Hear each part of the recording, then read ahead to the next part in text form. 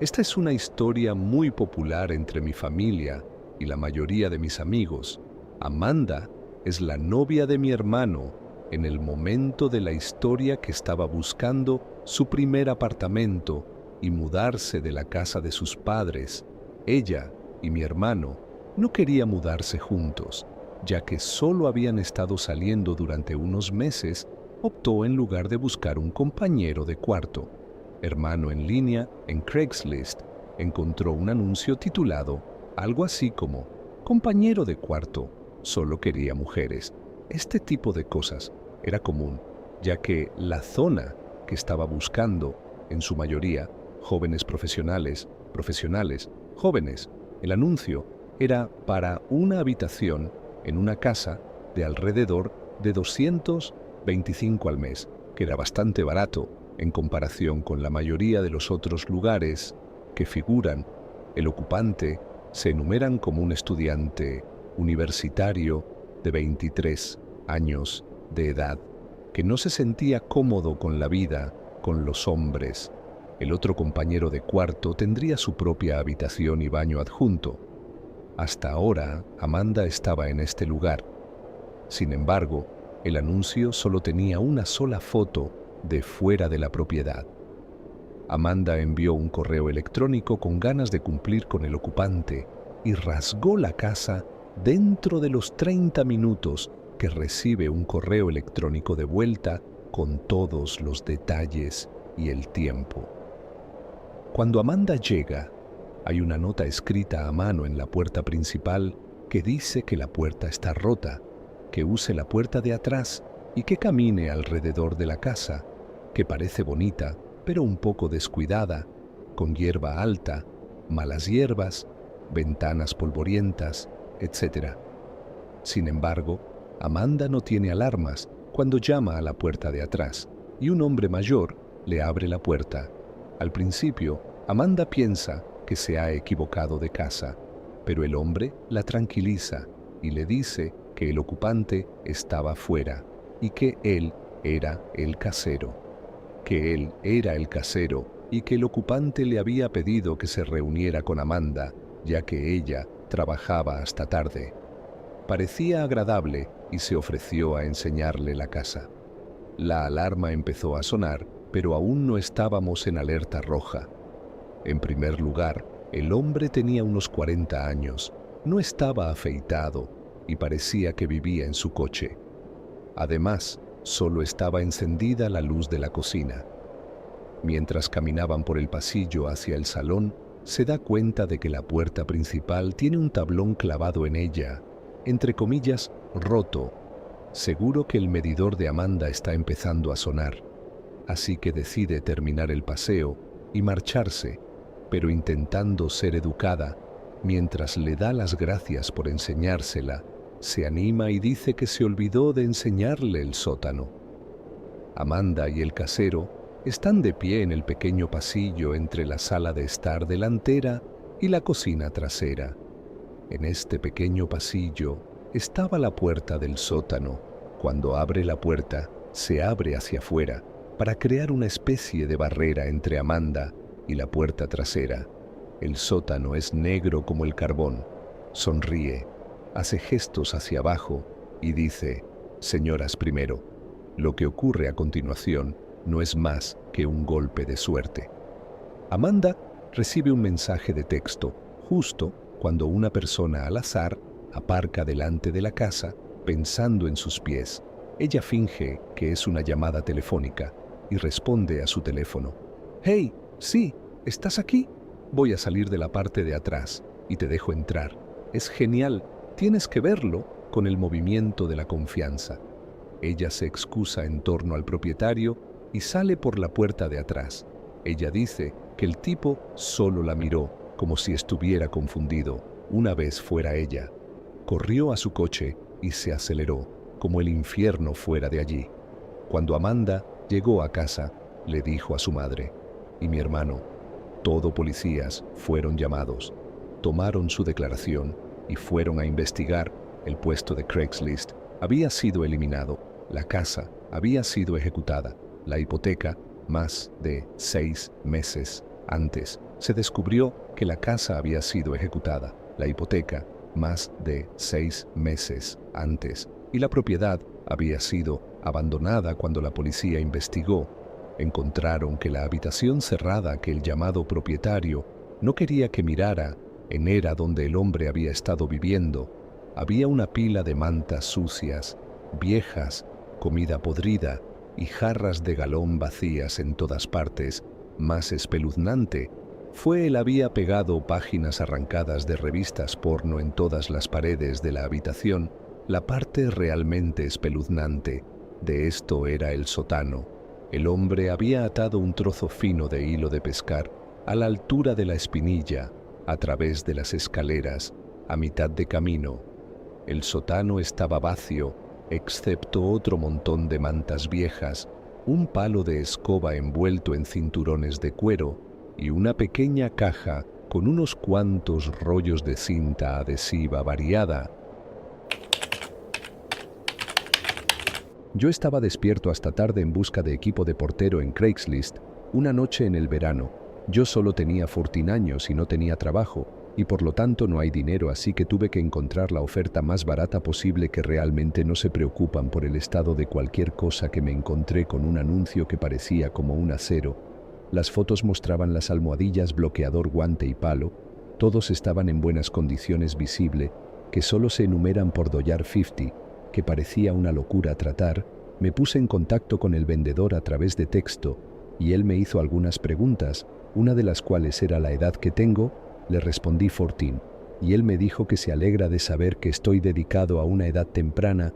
En realidad no parecía extraño para mí lo que dijo en ese momento, pero ahora que lo recuerdo, debería haber sido más prudente.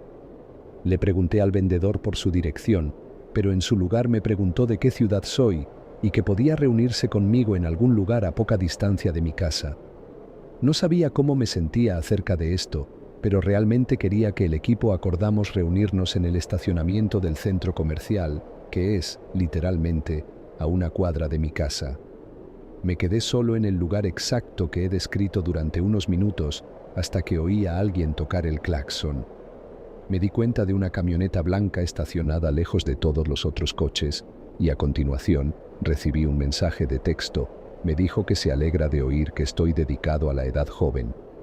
Entonces recibí un mensaje de texto diciendo que él estaba en la furgoneta blanca. Le contesté diciéndole que saliera con el equipo, pero dijo que sería más fácil hacer la transacción en la furgoneta. Tuve un muy mal presentimiento acerca de esto y salí corriendo de allí. Corrí por la cuadra y cuando miré hacia atrás vi la furgoneta blanca conduciendo por la calle detrás de mí. Ahora había alguien en el lado del pasajero, así que no quería llevarlos a mi casa. Así que me metí en el patio trasero de una persona al azar y salté por encima de la valla.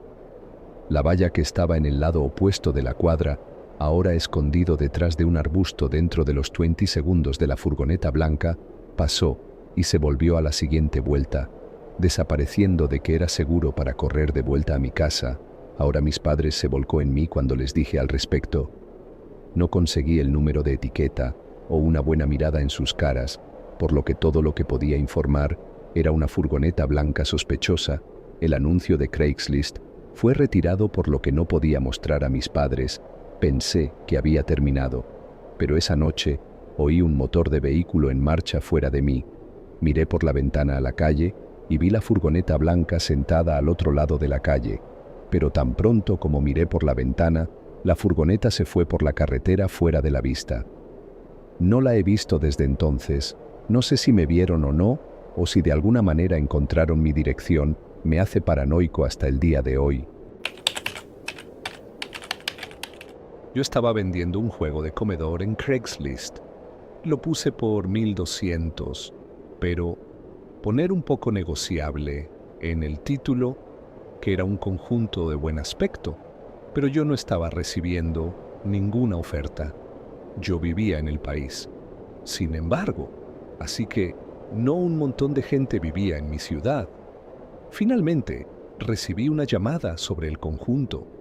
El hombre al otro lado del teléfono tenía una voz muy temblorosa y sonaba un poco apagado, pero realmente no puedo explicar cómo quería comprobar el conjunto para hacer una oferta, así que le di mi dirección y me dijo que estaría más en una hora.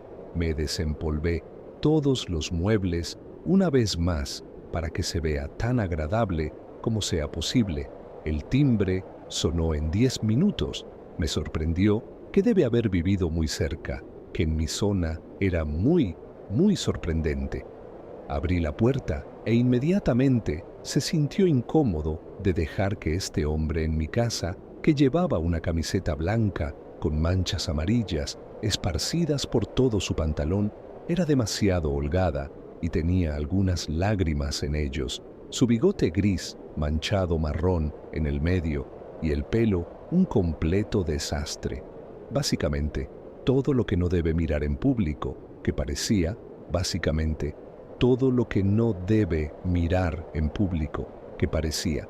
Me saludó con el «Hola», en la misma voz temblorosa como antes de que lo invité a entrar, y de inmediato echó un vistazo a la sala de comedor conjunto. Desde el comedor, como el comedor es la primera habitación que se ve en la casa, empezó a caminar muy despacio, haciendo sonidos raros y asegurándose de tocar cada centímetro de cada mueble. Me sentí muy raro viendo esto y decidí romper el silencio, hablando del precio. Le recordé que mi precio de venta era de 1.200 y entonces se detuvo, me miró y me dio la sonrisa más desconcertante que había visto nunca.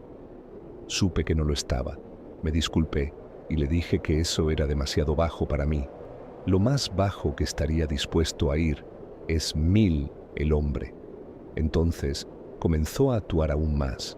Extraño puso sus manos en la cabeza y comenzó a hacer ruidos extraños de nuevo, paseos de un lado a otro. A continuación, me miró con una mirada de ira y odio. Este hombre no estaba bien de la cabeza. Me di cuenta de que justo en ese momento, y lo necesitaba, fuera de mi casa. Me disculpé con él de nuevo y le dio las gracias por venir, que era la forma más obvia de mí haciéndole saber que era hora de que se fuera, pero no se movió en este punto. La mirada que me estaba dando era, obviamente, una mirada de malicia.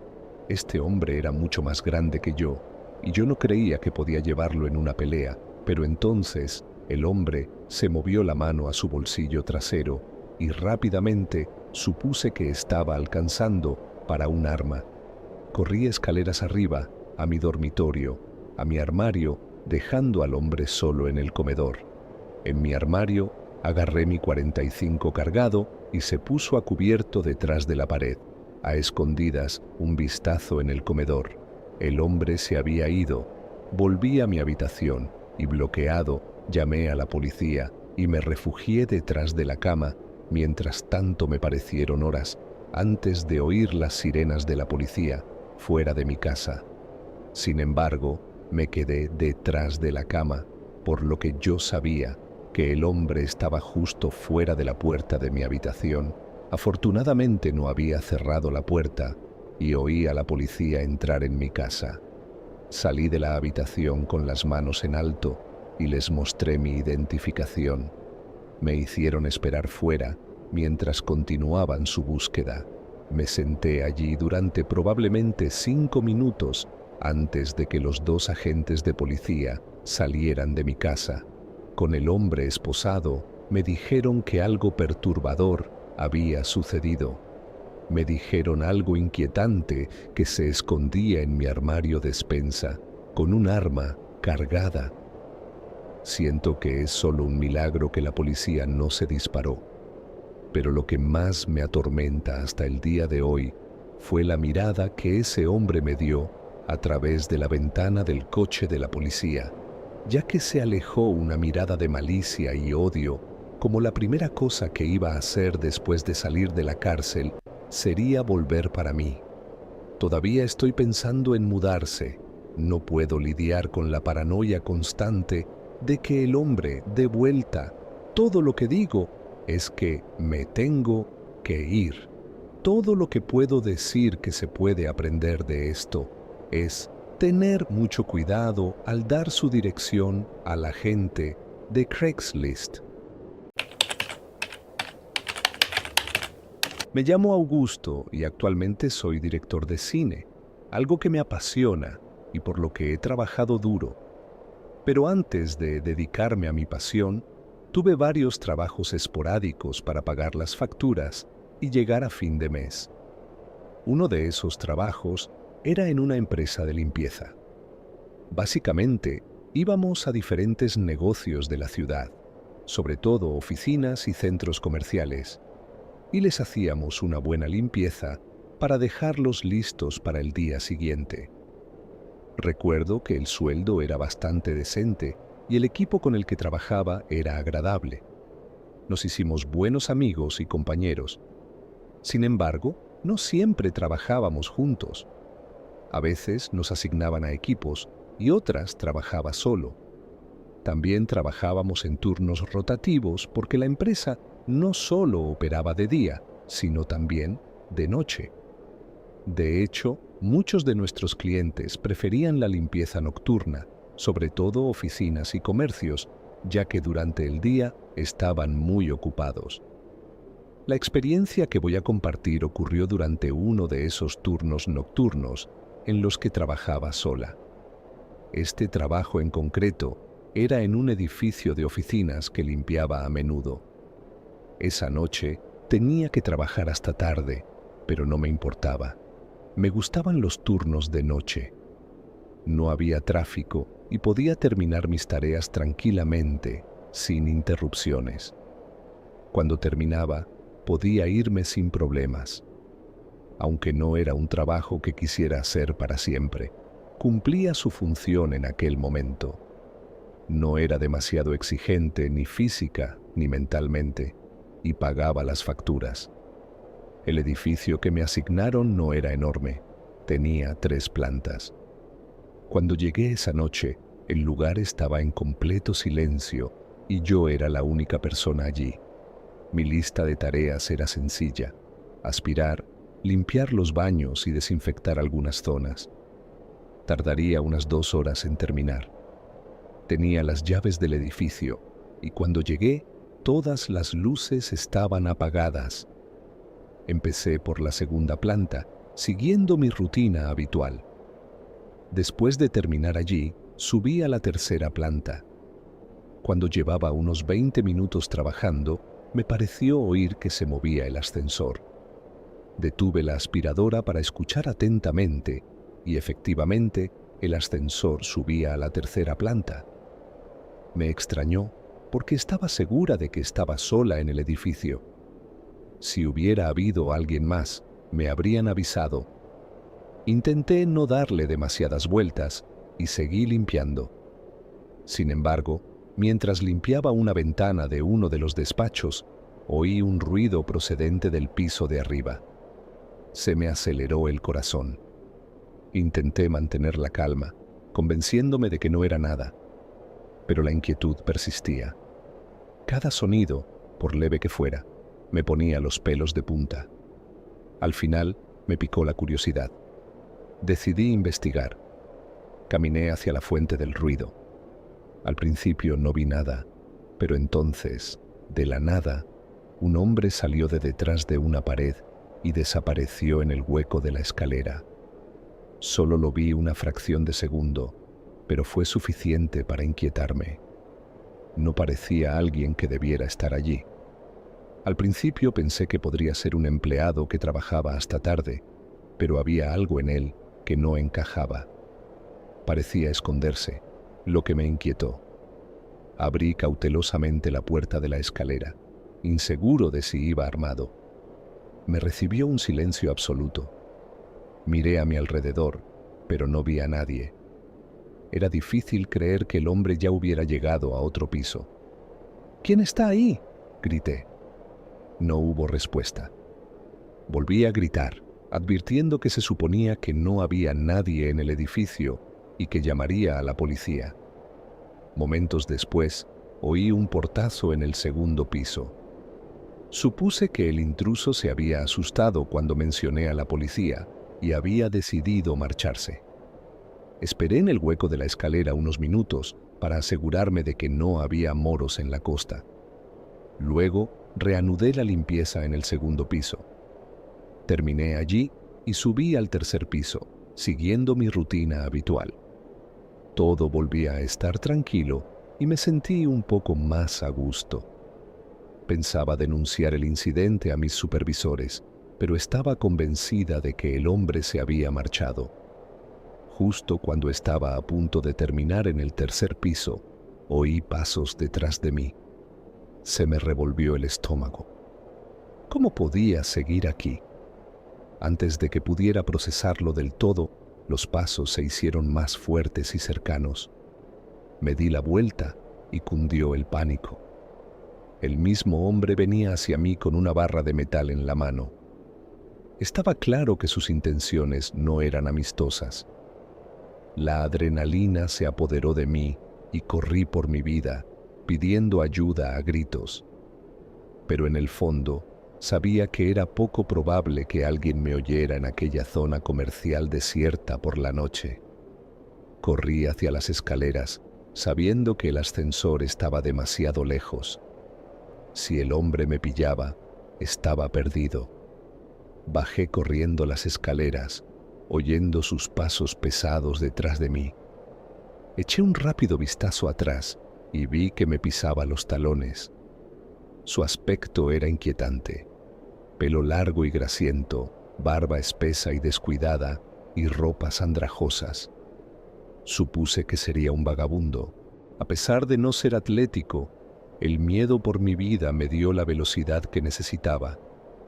Cuando llegué al segundo piso y vi la puerta principal, sentí que era la salvación. Salí corriendo y no me detuve hasta llegar al coche. Subí al coche, lo arranqué y me alejé a toda velocidad, haciendo chirriar los neumáticos. Cuando miré hacia atrás, vi al hombre de pie delante del edificio, con la barra de metal en la mano. Al cabo de un momento, la tiró a un lado y desapareció por la parte trasera del edificio. Estaba seguro de que no volvería. Conduje hasta una tienda de 24 horas cercana, aparqué y llamé a la policía. Llegaron rápidamente y los conduje al edificio. Registraron todo el lugar, pero, como era de esperar, el hombre hacía tiempo que había desaparecido. Esa misma noche, denuncié el incidente a mis supervisores, que informaron a los propietarios del edificio. Afortunadamente, no volvió a ocurrir nada parecido. Seguí trabajando para la empresa un año más, pero me negué a volver a ese edificio. El recuerdo de aquella noche aún me produce escalofríos. A menudo me pregunto qué habría pasado si no me hubiera dado cuenta de que el hombre estaba detrás de mí, o, peor aún, si me hubiera atrapado. Fue una experiencia aterradora que espero no volver a vivir. Trabajé en una residencia de ancianos durante más de 5 años. Me encantaba trabajar allí.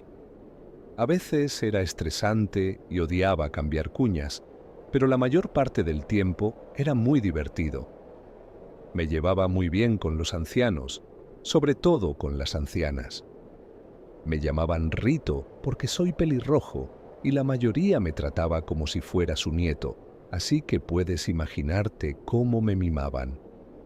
Por desgracia, el centro tenía poco personal, ya que no a todo el mundo le gusta este tipo de trabajo y por cuestiones de presupuesto, los sueldos tampoco eran los mejores. Por esta razón, también tuve que trabajar en el turno de noche 3 días a la semana.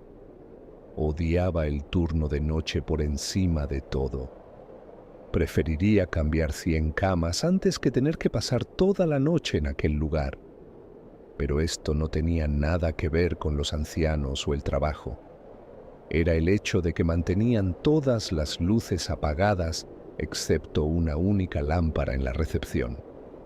Todo lo que tenía que hacer era sentarme allí toda la noche, comprobar las habitaciones cada hora y llamar a una ambulancia si había una emergencia médica. Podría no parecer tan malo, aparte del puro aburrimiento de todo, pero no sabes lo espeluznante que era este lugar en la oscuridad.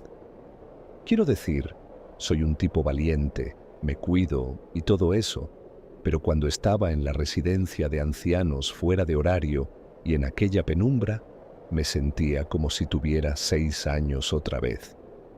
El edificio tenía más de 100 años, por lo que crujía y se asentaba constantemente, y como estábamos rodeados de una zona boscosa, siempre veía siluetas de animales caminando fuera a través de las ventanas. Siempre estaban ahí fuera, deslizándose en la oscuridad.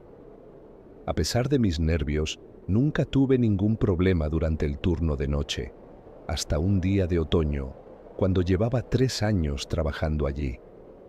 Era viernes y me llamaron en el último momento porque acababan de despedir a mi compañero Edgar por robar medicamentos. Al principio todo iba normal. Todos los residentes habían tomado sus medicinas y se habían ido a la cama. Yo estaba en la recepción, consultando mi teléfono, cuando de repente oí un portazo. Me sobresalté y corrí a ver qué pasaba. Fue entonces cuando vi a Vilma, una de nuestras residentes, de pie en el pasillo y mirando a alguna parte. Temblaba y tenía los ojos muy abiertos.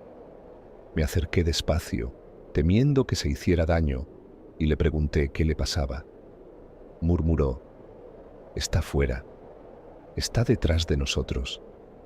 Si esto hubiera ocurrido durante el día, habría supuesto que Vilma solo estaba sufriendo algún episodio relacionado con la demencia senil, pero este era el turno de noche, y oír esas palabras, obviamente, hizo que mi corazón empezara a latir con fuerza en mi pecho. Tanto sus palabras como su expresión eran muy aterradoras y realmente no sabía muy bien cómo actuar. Intenté calmarme y le dije: «Espera aquí», mientras entraba lentamente en su habitación y miraba por la ventana. Afuera había un grupo de árboles. Miré durante unos segundos y no vi nada, pero de repente di un salto hacia atrás al notar una figura que corría entre las sombras. No parecía un animal, sino una persona, un hombre. Cerré rápidamente el pestillo de la ventana y volví corriendo al pasillo. «Vale, creo que lo he visto», le dije a Vilma. «Espera aquí, ¿vale? Voy a llamar a la policía». Empecé a dirigirme hacia la recepción, pero ella me agarró por detrás de la camisa y tiró de mí hacia atrás. Vilma nunca había hecho nada parecido. Era una anciana algo excéntrica, pero no era violenta. «Vilma», le dije, «déjame coger el teléfono». La miré directamente a la cara y vi que, de alguna manera, su aspecto era distinto al que tenía apenas un minuto antes, como si algo hubiera cambiado en su interior. Con una fuerza sorprendente, me agarró por los hombros y me hizo girar antes de que pudiera hacer nada. Intenté apartarla suavemente, pero no paraba. Tuve que empujarla, y al hacerlo, se echó a reír como una loca. En ese momento, no supe qué pensar. Tal vez estaba teniendo un pequeño brote psicótico, un episodio de demencia senil, pero era la primera vez que mostraba un comportamiento así. Me di la vuelta y corrí por el pasillo para llamar a la policía, pero entonces se abrieron más puertas a mi alrededor.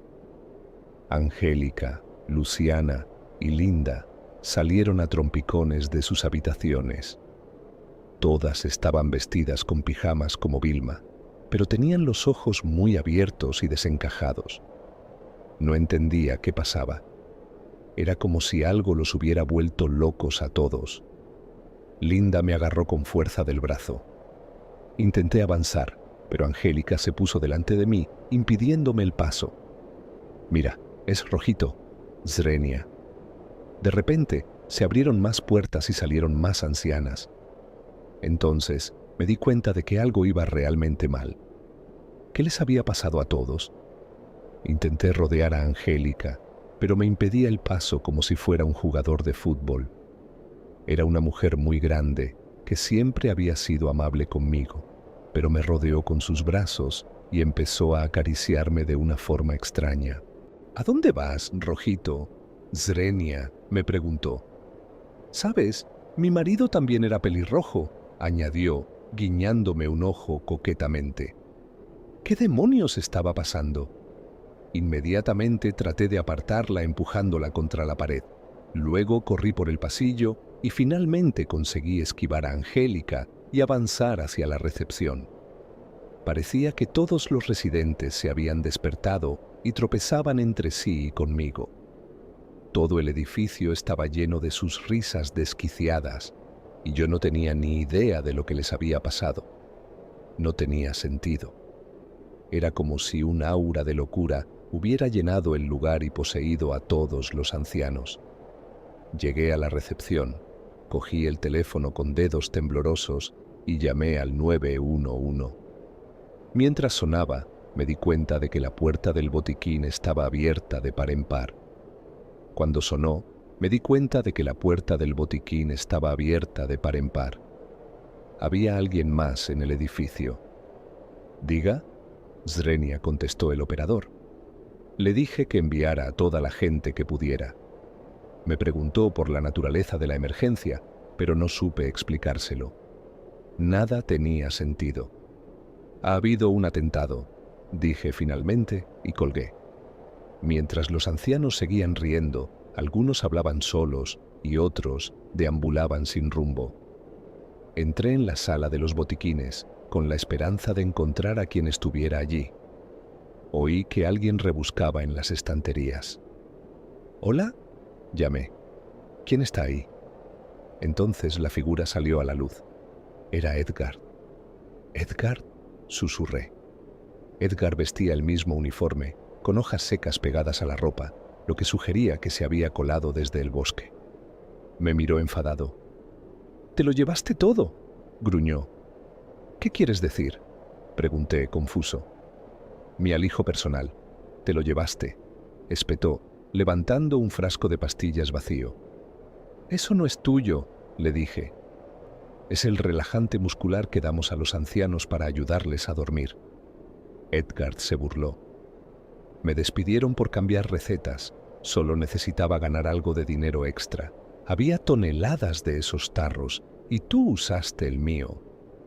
En ese momento me di cuenta de que había estado manipulando la medicación, lo que explicaba el extraño comportamiento de los residentes. Justo entonces oí un grito en el pasillo. Martin, un anciano diabético, convulsionaba en el suelo. Corrí hacia él, intentando evitar que se hiciera daño. «¿Qué demonios había en esas pastillas, Edgar?», grité. Edgar no respondió. En su lugar cogió un vial y una jeringuilla e inyectó a Martin algo que detuvo las convulsiones casi de inmediato. Pero entonces, Vilma y otras 2 personas se desplomaron.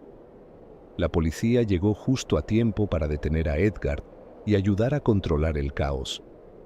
Los paramédicos administraron el antídoto y, afortunadamente, nadie murió. Aquella fue la noche más aterradora que pasé en la residencia. Edgar fue encarcelado y yo me quedé 2 años más antes de aceptar un trabajo mejor pagado. En mi último día, los residentes me dieron una sentida despedida e incluso nos reímos de aquella noche loca, pero en el fondo yo sabía lo cerca que habíamos estado del desastre. Trabajaba en una licorería dentro de una gasolinera mientras estaba en la universidad. Como tenía clases durante el día, lógicamente opté por el turno de noche. Era un poco exigente, pero la juventud ayudaba. Durante mucho tiempo, solo había una persona trabajando por la noche y muchas compañeras se quejaban de la falta de cámaras y de que, a esas horas, entraba todo tipo de personajes. De hecho, una noche antes de que yo empezara a trabajar allí, una mujer entró a comprar comida y cuando salió hacia su coche, un hombre la asaltó a punta de pistola. Ella le dio el dinero y, por suerte, el tipo la dejó marchar. La mujer regresó a la tienda llorando histéricamente, y aunque la policía llegó enseguida, nunca encontraron al asaltante. Personalmente, prefería trabajar con otra persona. Aunque no hubiera problemas de seguridad, la noche era mucho más corta cuando había alguien con quien charlar. La chica con la que cerraba se llevaba muy bien conmigo. En total, éramos 4 haciendo el turno de noche: Oscar, Nico, Diana y yo. Diana tenía otro trabajo y solo venía un par de noches a la semana para echar una mano a uno de los encargados. Oscar y yo trabajábamos juntos unas 3 noches a la semana, y Nico se unía a uno de nosotros otras 2 noches. Diana era una chica súper simpática y muy divertida, pero no le gustaba mucho el trabajo. Oscar siempre se enfadaba con ella porque se quedaba en la caja registradora mientras él lo hacía todo. Pero como solo venía una noche a la semana, no le dábamos mucha importancia. Nico, en cambio, era un caso aparte. Trabajaba allí 5 días a la semana, como Oscar y yo, pero nunca le tocaba trabajar con más de una persona a la vez. A nadie parecía gustarle trabajar con él, porque Nico era un poco peculiar. Una de esas personas que te cuentan toda su vida nada más conocerte, soltando detalles personales que te hacen sentir incómodo. Siempre se quejaba de problemas en su matrimonio. Al parecer, había luchado contra el alcohol y las drogas. Aunque había conseguido sustituir las drogas por hierba, seguía sin controlar la bebida, y eso era muy evidente. También era un poco pesado, pero supongo que uno se acostumbra a todo tipo de gente en este tipo de trabajos. Llevaba en el trabajo unos 5 meses, cuando la historia de Nico empezó a subir de tono. De repente, empezó a contar que le habían diagnosticado esquizofrenia cuando era joven y que tenía que tomar muchas pastillas para no volverse violento. No es exactamente lo que quieres oír de alguien con quien trabajas a solas en mitad de la noche. Pero bueno, todo el mundo tiene sus problemas, y a veces las personas con enfermedades mentales sufren muchos estigmas. Yo mismo he luchado contra la ansiedad y la depresión, y sin medicación, bueno, no es que estuviera matando a nadie, pero estaría en un hospital todo el tiempo, seguro.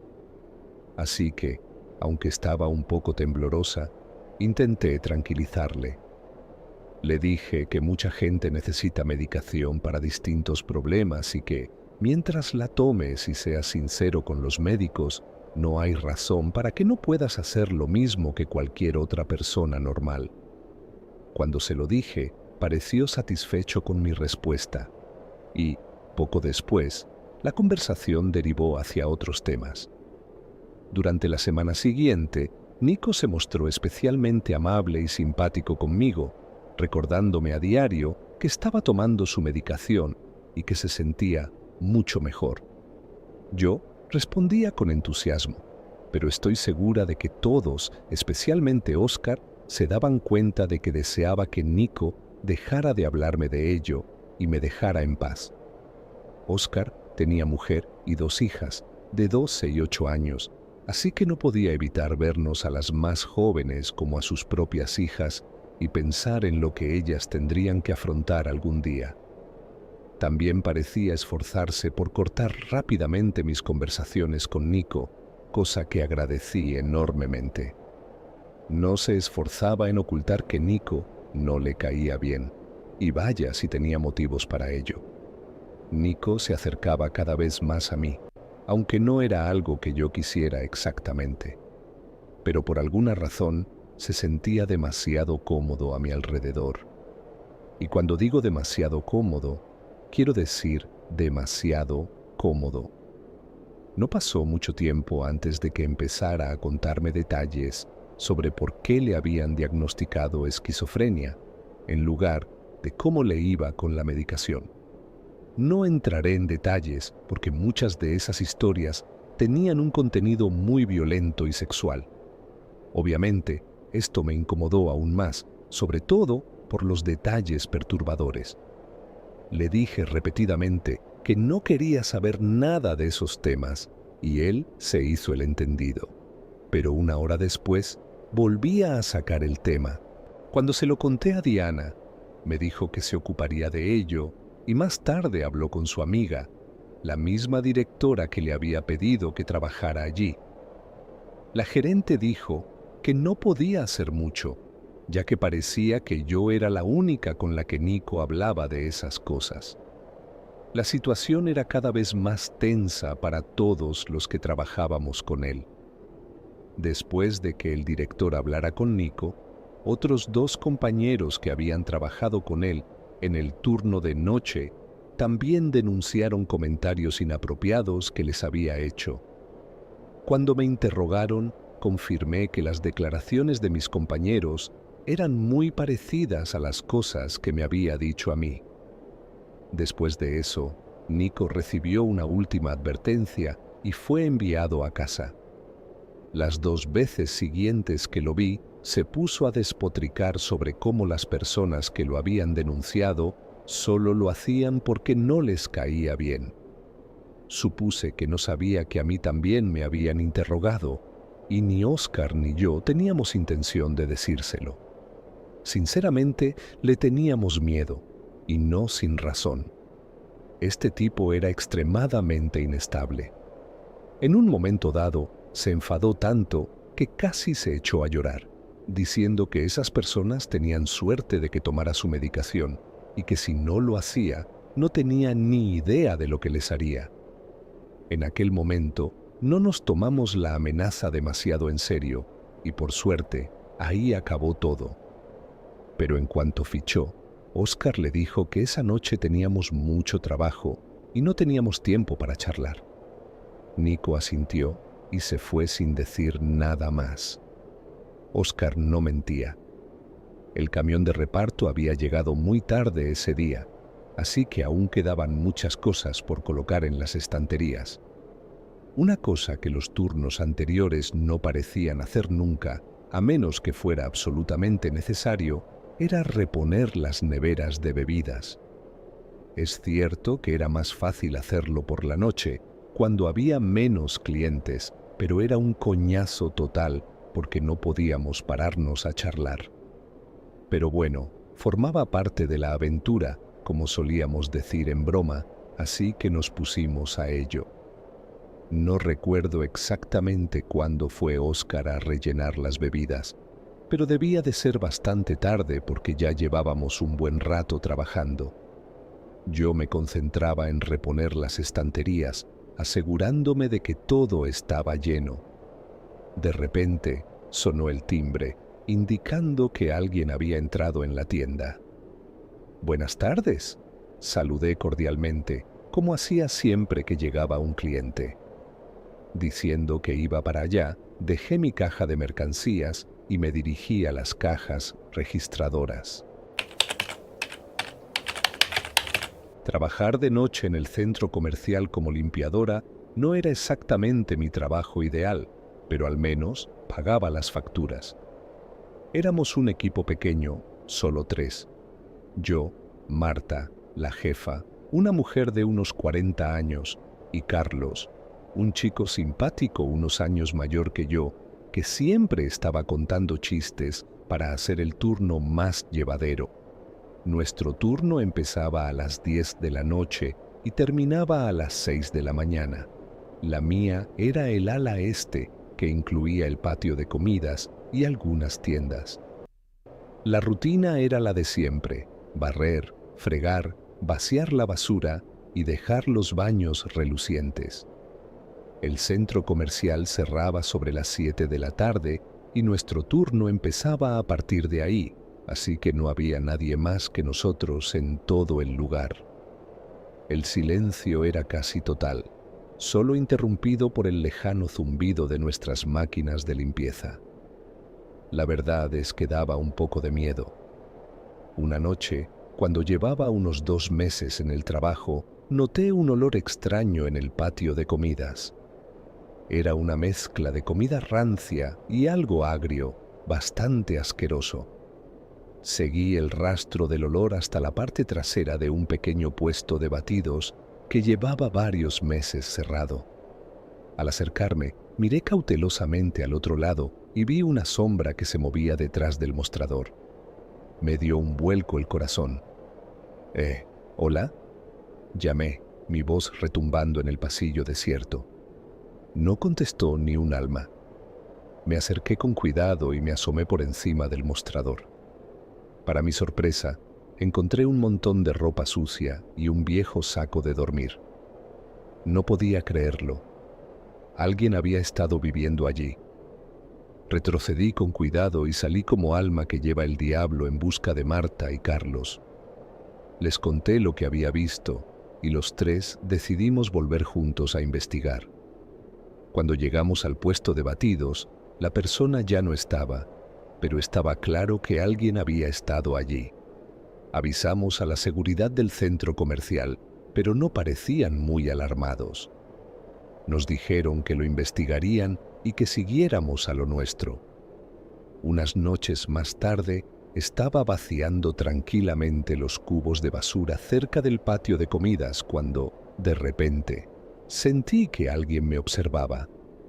¿Conoces esa sensación de inquietud que tienes cuando alguien te observa, aunque no puedas verlo?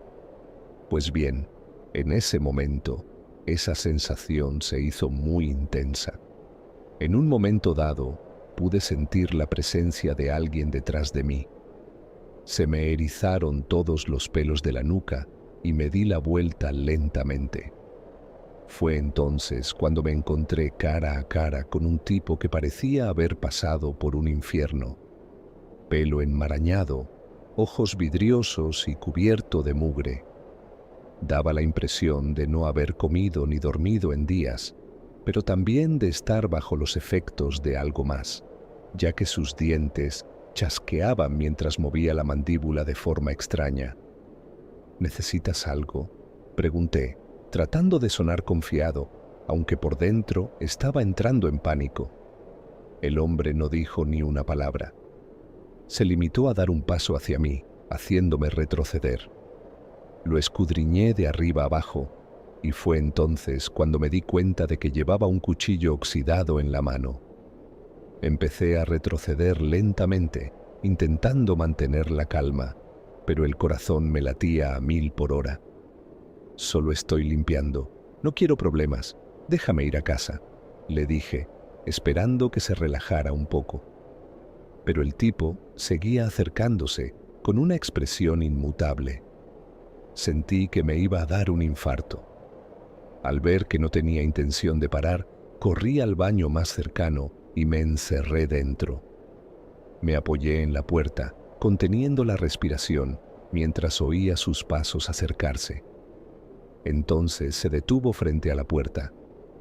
Intentó abrirla, agitando el picaporte con rabia, pero no cedió. Luego, silencio.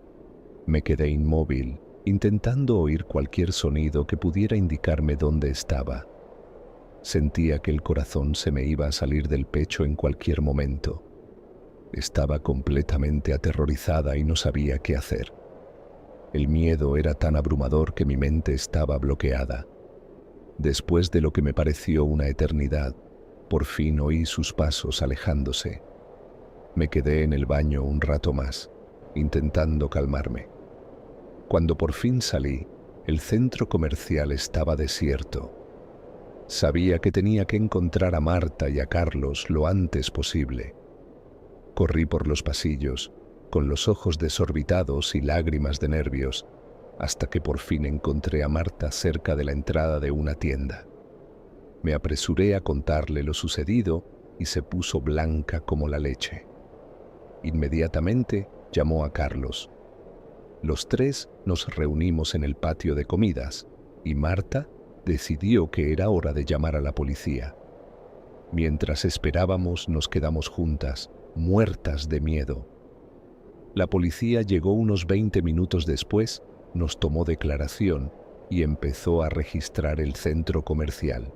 Nos quedamos en la oficina de seguridad, viendo las imágenes del circuito cerrado de televisión, con la esperanza de encontrar pistas sobre el tipo. De repente, allí estaba, escondido entre las sombras, cerca de una de las tiendas del otro extremo del centro comercial.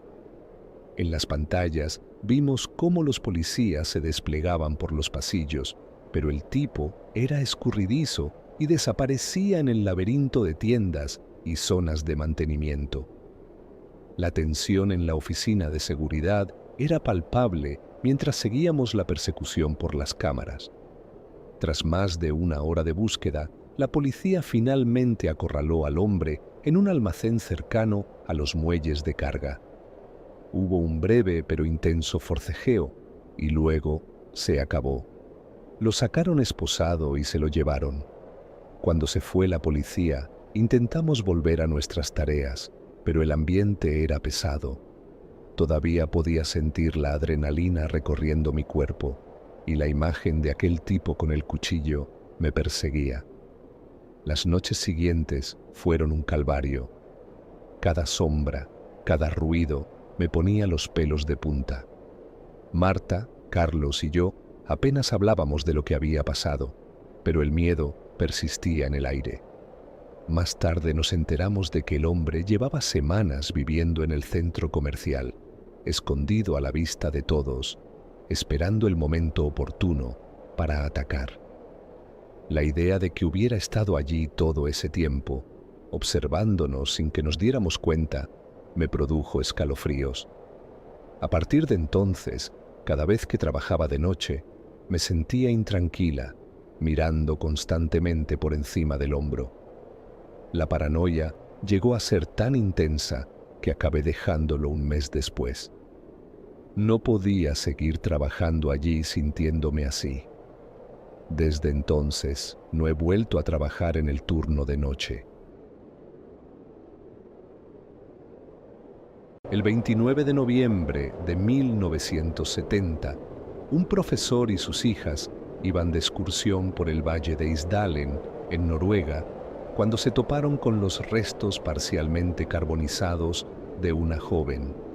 Estaba rodeada de una gran cantidad de somníferos y botellas de gasolina. Le habían quitado las etiquetas de toda la ropa que llevaba puesta y le habían borrado las huellas dactilares. Se le hizo una revisión dental y algunos de sus trabajos dentales se realizaron con técnicas que solo se encuentran en Latinoamérica. Finalmente, se siguió su rastro hasta 2 maletas en la estación de tren NSB de Bergen.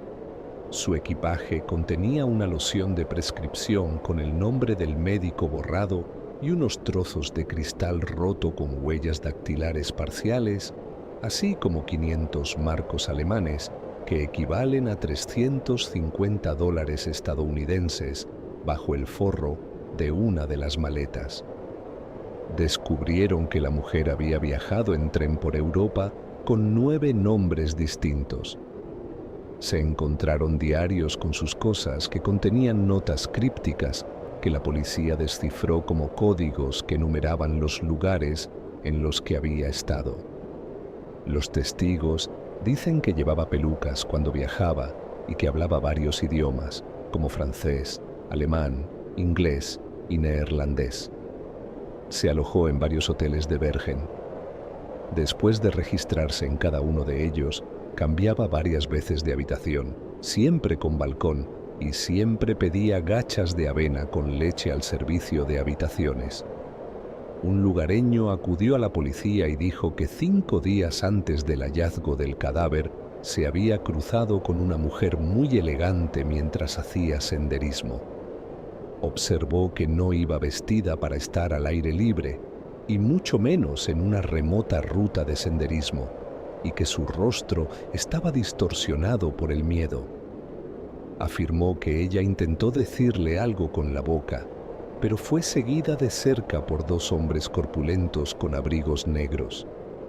El hombre esperó 32 años para hacer pública esta historia, afirmando que cuando se puso en contacto con la policía, El agente que le atendió el 3 de septiembre de 1873 fue despachada. Un hombre llamado James Worson se resolverá. Había aceptado el reto de correr en tiempo récord desde la ciudad de Leamington hasta la de Coventry, un trayecto de 32 kilómetros.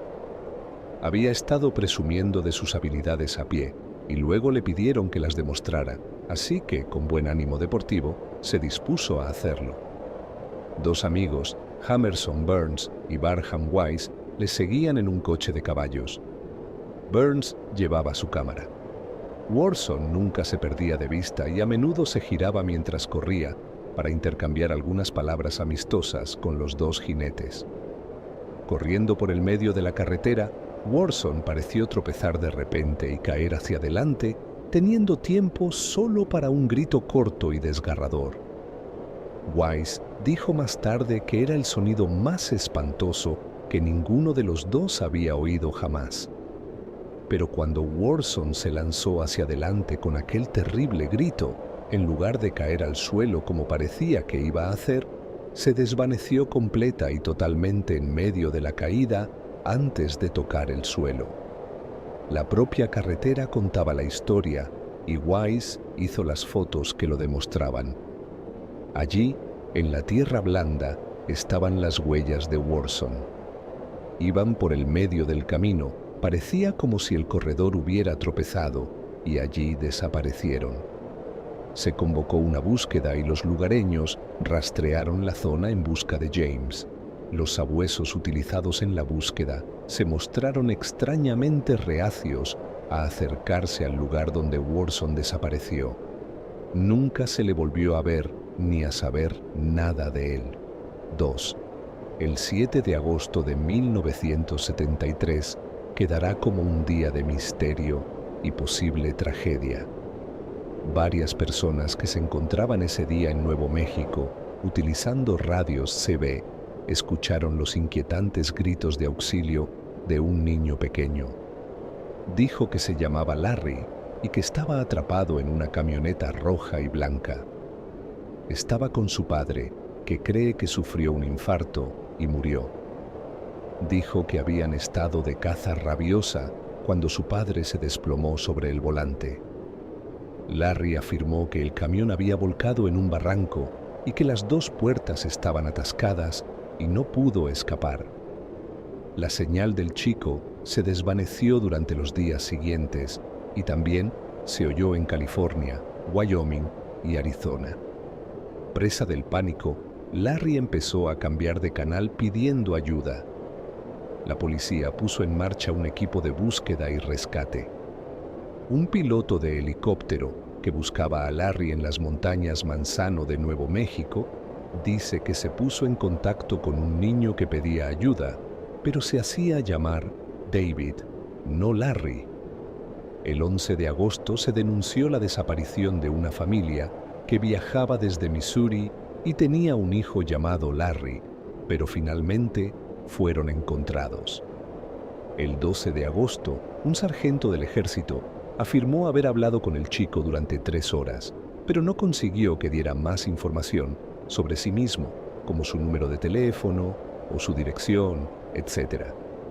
No se pudo establecer ningún otro contacto con Larry. Se supone que se quedó sin batería. La búsqueda se suspendió el 13 de agosto. La policía declaró que no había pruebas concretas.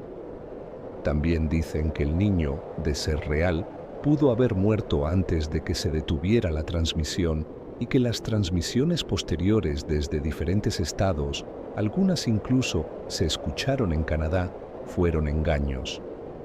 Muchos creen que fue un engaño, pero los que hablaron con Larry juran hasta el día de hoy que no lo fue, que la emoción y el llanto que escucharon del pequeño Larry eran sin duda reales. En septiembre de 1931, la familia Irving afirmó oír ruidos persistentes de arañazos y crujidos detrás de los paneles de madera de las paredes de su granja. Al principio pensaron que se trataba de una rata, pero luego la criatura invisible empezó a emitir sonidos diferentes, a veces escupiendo como un hurón o gruñendo como un perro, o gorjeando como un bebé. La criatura pronto reveló que podía hablar y se presentó como Jeff, una mangosta. Afirmaba haber nacido en Nueva Delhi, India, en 1852. Según Bowry, la hija, que fue la única persona que lo vio bien, Jeff tenía el tamaño de una rata pequeña, con pelaje amarillento y una gran cola tupida. Jeff afirmó varias veces que era una mangosta muy inteligente, un espíritu terrestre y un fantasma con forma de comadreja. Según dijo una vez, Bowry Irving, que tomó a Jeff bajo su tutela, murió en 2005. En una entrevista publicada a finales de su vida, afirmó que Jeff no era creación suya.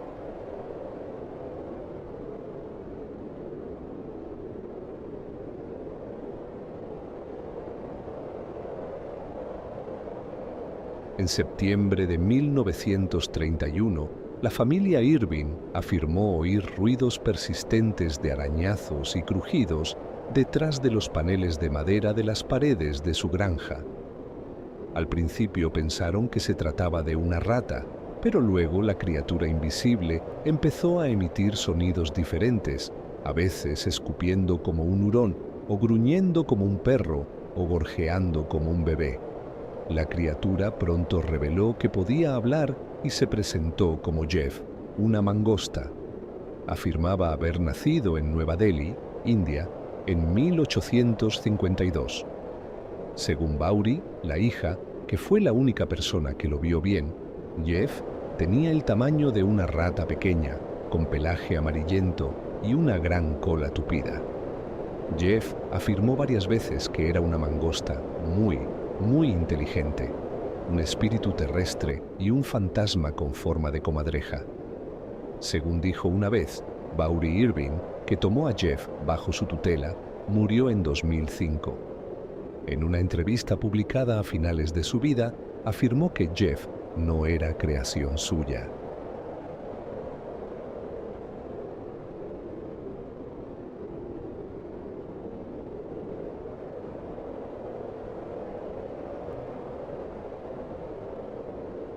En la noche del 9 de febrero de 1855, tras una ligera nevada, aparecieron en la nieve una serie de marcas parecidas a pezuñas. Estas huellas, que medían de 1,5 a 2,5 pulgadas de ancho y 8 pulgadas de separación, continuaron por todo el campo durante un total de más de 100 millas, y aunque se desviaron en varios puntos, durante la mayor parte de su recorrido siguieron líneas rectas. Casas, ríos, pajares y otros obstáculos fueron recorridos en línea recta, y las huellas aparecieron en la parte superior de tejados cubiertos de nieve y altos muros que pesan en el camino de las huellas, así como subiendo y saliendo de varias tuberías de desagüe de tan solo 4 pulgadas de diámetro. También hubo rumores sobre avistamientos de una figura parecida a un demonio en la zona de Devon durante el susto. Muchos habitantes del pueblo se armaron e intentaron localizar a la bestia responsable sin éxito. Recientemente, en la noche del 12 de marzo de 2009, se volvieron a encontrar en Devon más marcas extrañas, correspondientes a las dejadas en 1855. En la noche del 9 de febrero de 1855, tras una ligera nevada, aparecieron en la nieve una serie de marcas parecidas a pezuñas. Estas huellas, que medían de 1,5 a 2,5 pulgadas de ancho y 8 pulgadas de separación, continuaron por todo el campo durante un total de más de 100 millas, y aunque se desviaron en varios puntos, durante la mayor parte de su recorrido siguieron líneas rectas. Casas, ríos, pajares y otros obstáculos fueron recorridos en línea recta, y las huellas aparecieron en la parte superior de tejados cubiertos de nieve y altos muros que pesan en el camino de las huellas, así como subiendo y saliendo de varias tuberías de desagüe de tan solo 4 pulgadas de diámetro. También hubo rumores sobre avistamientos de una figura parecida a un demonio en la zona de Devon durante el susto. Muchos habitantes del pueblo se armaron e intentaron localizar a la bestia responsable sin éxito. Recientemente, en la noche del 12 de marzo de 2009, se volvieron a encontrar en Devon más marcas extrañas, correspondientes a las dejadas en 1855.